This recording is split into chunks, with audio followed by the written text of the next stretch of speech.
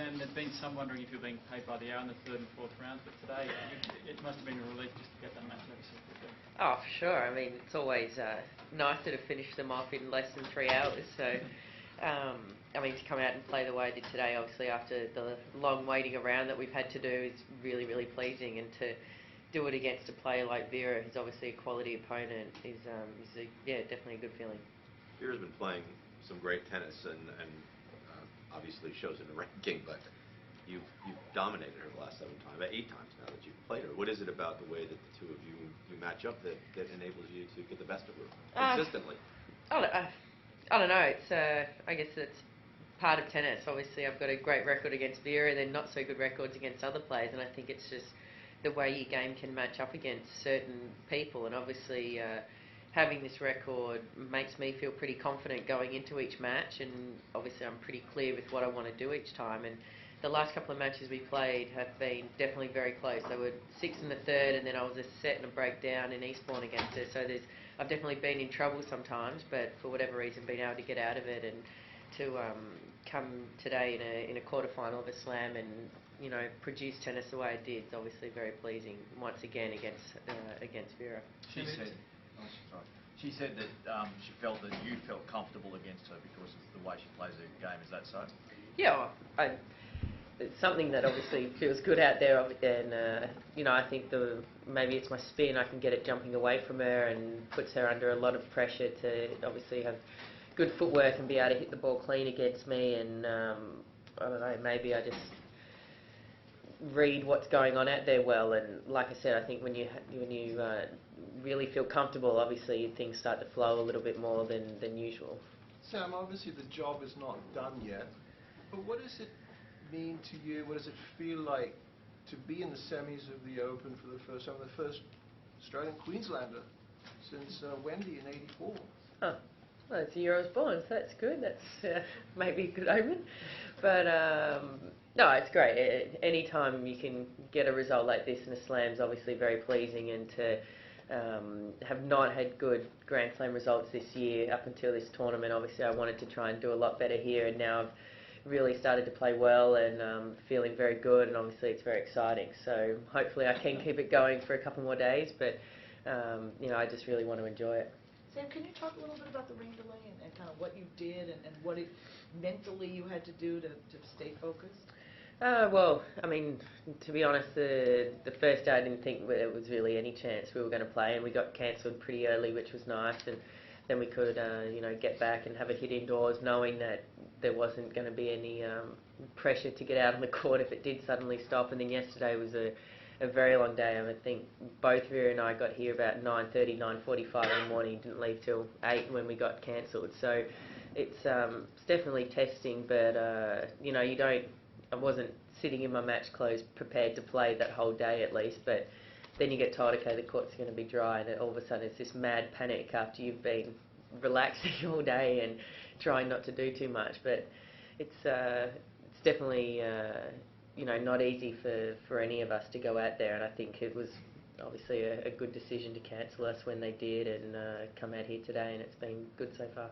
Rafa came in earlier today, and said that he felt that the players are not considered more in the decision making here at the US Open. Do you have any thoughts on that? I think that can be a problem in tournaments in general, and I mean, obviously we need the TV, we need everything that goes along with these kinds of events, but at the end of the day, without any players, there's no event either. And I think sometimes a little more consideration could be done for what we've got to go through to get prepared to get on the court as well. And we don't want to go on the court if it's not prepared properly, or it's not dry, or there's not a good amount of time that's realistic to finish matches. So I think there's certainly things that need to be considered a little bit more, but in general, obviously, it's not a problem. Do you think there's also a situation with the way the scheduling is done with this tournament, in that you've got first round across 3 days rather than 2, as most slams, or French starts on a Sunday anyway, and then it's more evenly spread, so you probably would have had the quarters done by now. Yeah. What are your thoughts on that?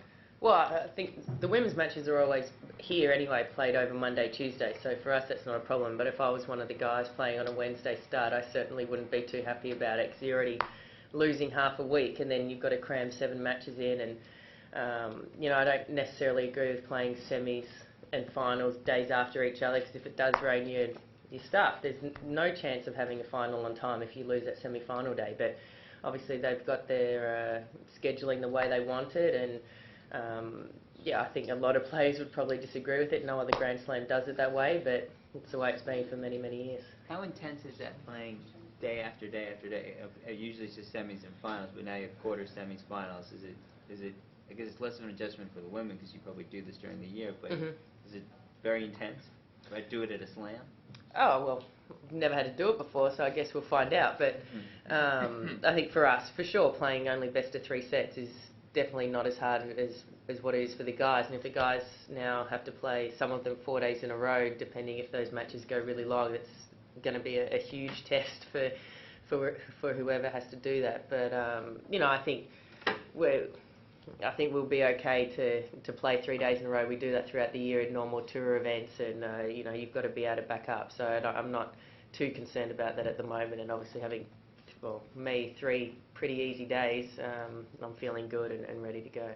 Can you look ahead? Sorry, Anne. Can you look ahead to first playing Kerber and then separately to playing Panetta? Well, I don't actually know really much about Kerber except that she's a lefty, and that's about it. We've never played and never practiced together or anything like that, so it might be interesting to watch a little bit of that match. And against Flavia, we've played a few times, not for, about a year actually, and I've never beaten her. So, either way, I'm going to have to go out there and play well, and if I can keep playing the way I'm playing, I think I've got a good chance. But it's the semis of a slam, and we all want to get through to that final, so no matter who I play, I'm going to have to play well, but it's definitely going to be a good challenge. You set up to beating Kirilenko that you felt more pumped than ever in your life. How did you feel today? Oh, great, yeah. I think today I wasn't probably as animated, but definitely kept it all under control and felt pretty solid out there. And when you're playing well, like I said, it just kind of flows, and you step up to the line, you play the next point and the next point and the next one, and they're happy to close it out in straight sets. I think you played Flavia in the Fed Cup, is that right, the last time you played? Yeah, it could be actually. Yeah, can you, I guess, how you're feeling about your game there now compared to them as well? To be honest, I didn't feel good during that Fed Cup tie, so I think it was 5 in the third or something, so maybe that's a good thing. I didn't feel too comfortable and I still lost 5 in the third, but Fed Cup matches are huge, and obviously playing in Australia for us was a big moment, but I think this is probably a little bit bigger and it's totally different. You don't have the coaches on the side of the court and a team barracking for you from the sidelines, so probably not worry too much about that match, but there's definitely things that we'll have to, Dave and I talk about and go through if I end up playing Flavia. Is this the best tennis you're playing since the French? Your run at the French, do you think? Is this the best tennis you've played? Yeah, maybe so. I think this year, up until the last probably month, hadn't been as good as what I wanted it to be, but it's nice that leading into this event I was able to get some good results and start feeling good again, and to carry it through now into the main event is definitely a nice feeling. So I think I'm playing well, but you always hope there's still that little bit extra there. That run you went on at the end of the first set and then the first 2 games in the second, was that almost as close as it gets to being perfect, that 12 straight points you won? Yeah, well, I think so. If you're hitting winners from wherever you want to be in the court and serving well, to win 12 straight points against a number 2 player in the world is always a good thing. Last question. Switching over to a totally different topic, with the anniversary of 9/11 coming up, can you talk a little bit about your memories of that and where you were and what that experience was like for you? I was playing 10,000s in Japan, and I can't actually remember what city I was in, but I woke up to the TV, or one of the other Aussie girls there calling the room saying turn on the TV and look what's going on, and obviously it was unbelievable. I was only 17 at the time, and there was 4 or 5 of us travelling around in a group together and had no idea what was going to happen. We all thought, planes aren't going to fly ever again, and didn't know, and obviously watching those images, it was going out to play your matches at a 10,000 event all of a sudden became pretty irrelevant. And obviously watching the TV recently, and you see all the shows and documentaries about it again, it certainly brings it back. And it's kind of strange to be back here in New York on the 10th anniversary, but it's great to see how people have moved on. And obviously it was a really sad time, but everyone